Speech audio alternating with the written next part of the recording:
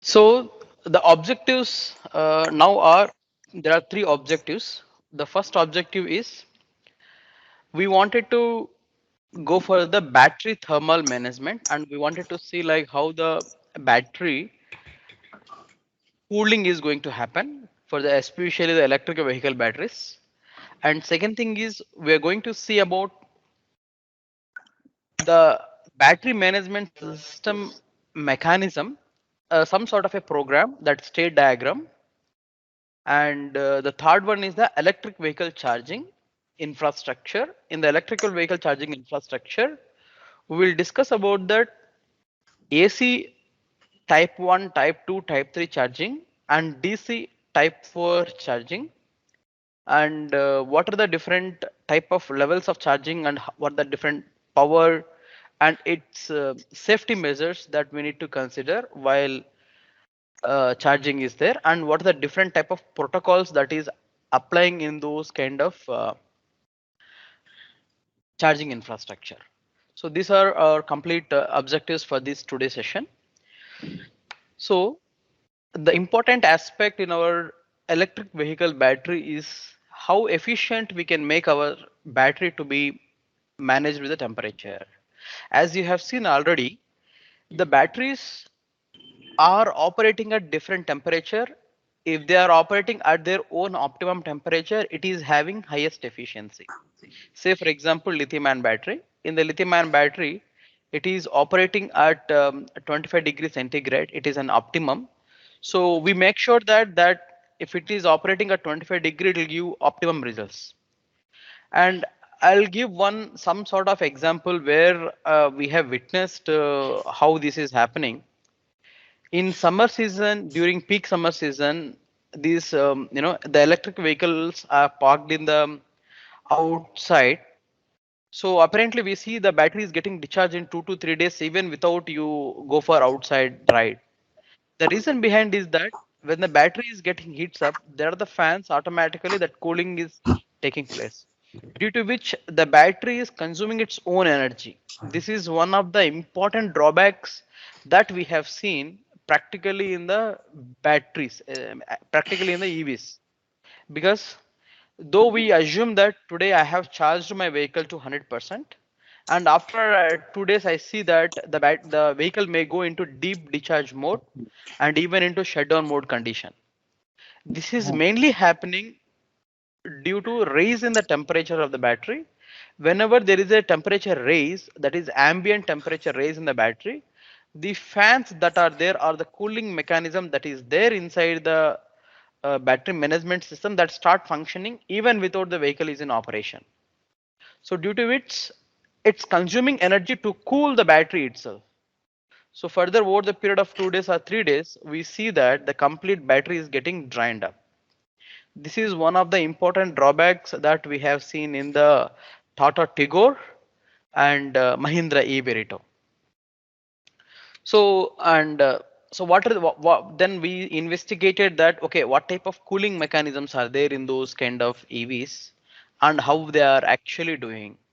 So in that we found these are the methods. One is the passive cooling. So in the passive cooling, this is assuming this is our battery, and the outside air that is taken and circulated around the battery. So other one is the by using cabin air. So in our cabin, vehicle cabin itself, whenever the AC vent is on, that air that is taken, that is almost like we will try to maintain a temperature of 23, 24. That air is going to circulate around this battery. However, the rest of operation you may be knowing how this is happening. So the evaporator and this pump condenser and the refrigerant circuit. So this especially they are using in the Pyrus and inside of hybrid electric vehicles. And there is one more type of effect that is called, here only the external air that we are using to cool down the battery, whereas in this active cooling we are using existing vehicle air conditioning circuit to cool down the battery. Whereas we another type of active cooling method is we are externally keeping a HVAC or heating, ventilation, air conditioning circuit, especially for the battery itself. From there, we will even cool the vehicle cabin. So these are the different kinds of temperature control methods that they are using in the battery.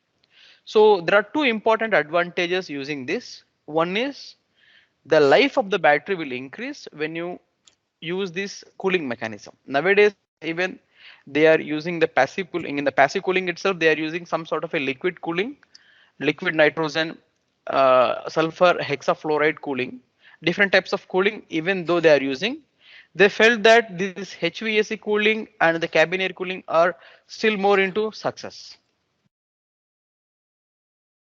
So in the liquid cooling, that is passive cooling. Again, this is the air cooling and this is the liquid cooling here. In this liquid cooling, again, there are two types of cooling. One is the passive cooling and one is active cooling. In the passive cooling, so instead of air to be circulated, we are circulating the liquid on the complete surface of the battery pack. Even if you observe, the battery pack is designed in such a way that the outer shell of the battery pack is having vents which will allow this liquid whatever it is there, it may be some sort of a refrigerant, it may be some sort of nitrogen, it may be some sort of even water also, they are circulating around these plates, around these evaporator plates. This is called active direct refrigerant based cooling. And similarly, the secondary circuit with chiller, the same as earlier one. So an extra circuit that they are using just for cooling the battery. So these advantages are in one side. The other disadvantage that as I told, whenever you started using this battery cooling mechanism, automatically you are consuming the energy from the battery.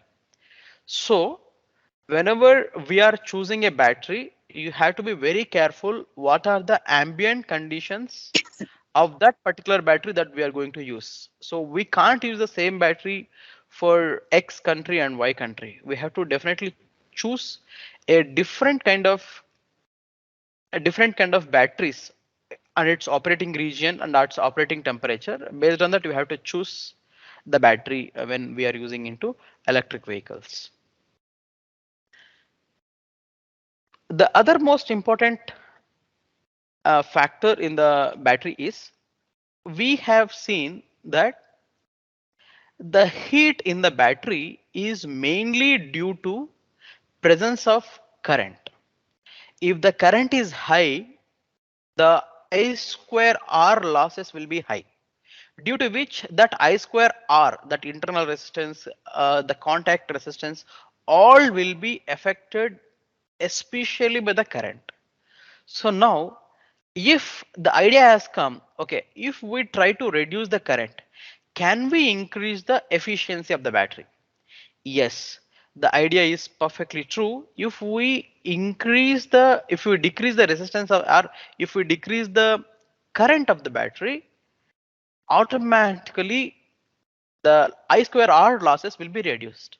So for same power, say for example, power I'm taking 15 kilowatt or 15,000 watts. 15,000 watts, I am operating at 100 volts.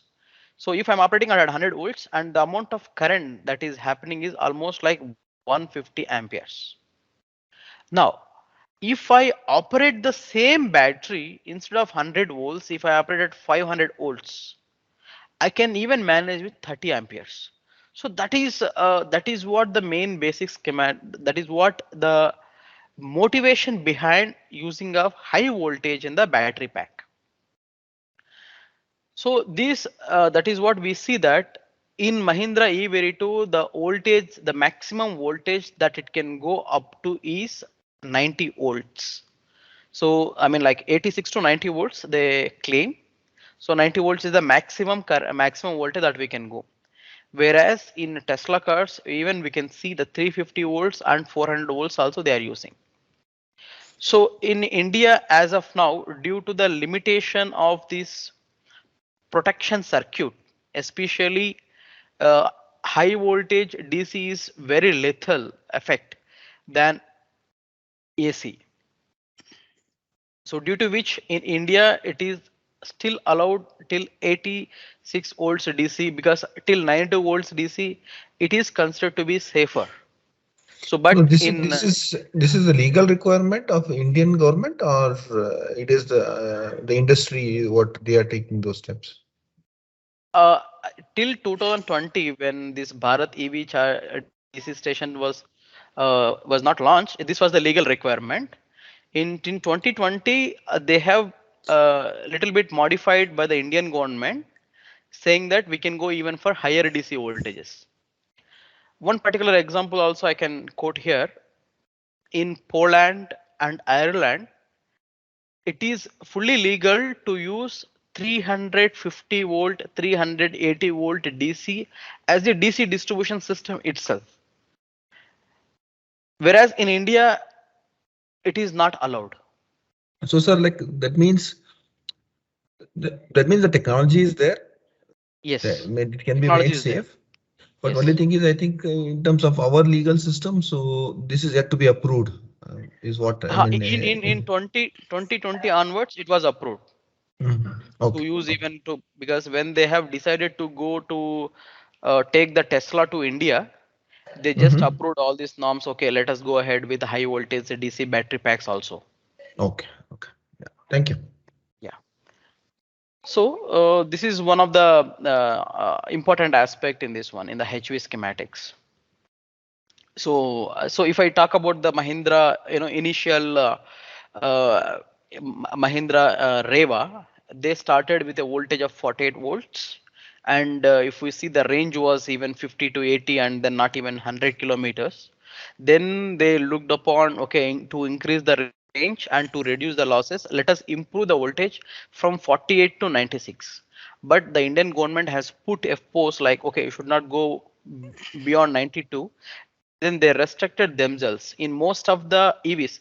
Tata Tigor, all these EVs also, they restricted themselves to be at 86 volts of the battery pack.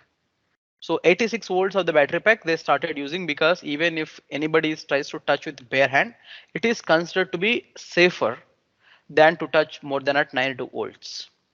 Now, when we are considering the HV schematics of the battery pack, and we are trying to connect all of them in the series, one important problem that we faced, I mean, even it almost like 2 3 times we faced this issue, and then we found the solution, that when we are trying to put this 96 and 90 volts battery pack into action, we saw that there is a immediate failure in the fuse, and almost it is like 2 to 3 months we struggled like why it was happening.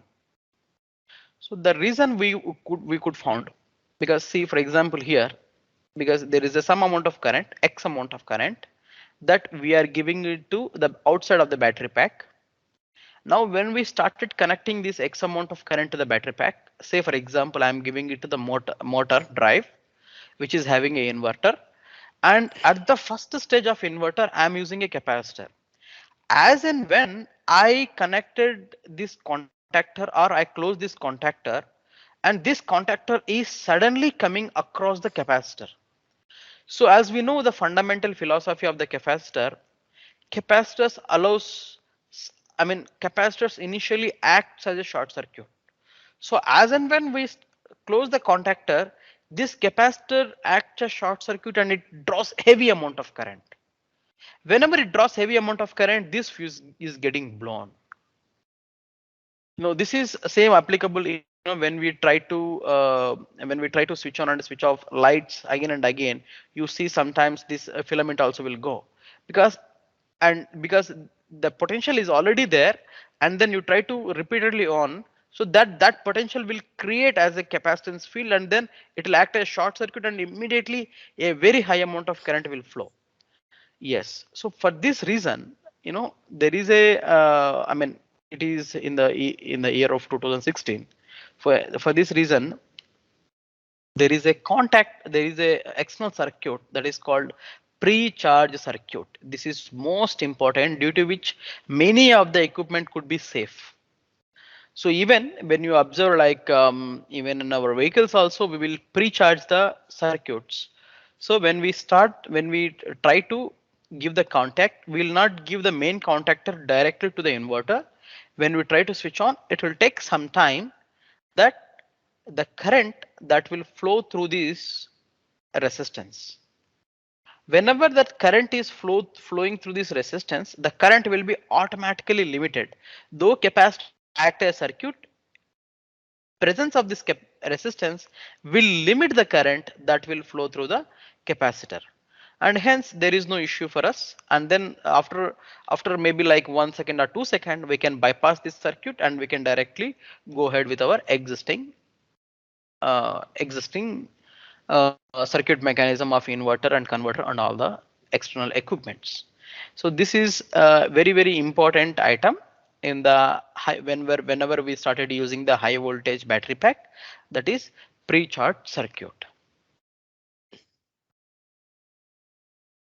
Okay. So now once this from this battery pack, the power is going out. This is connected to one HV connector. In this HV connector, it is connected to one unit called PDU.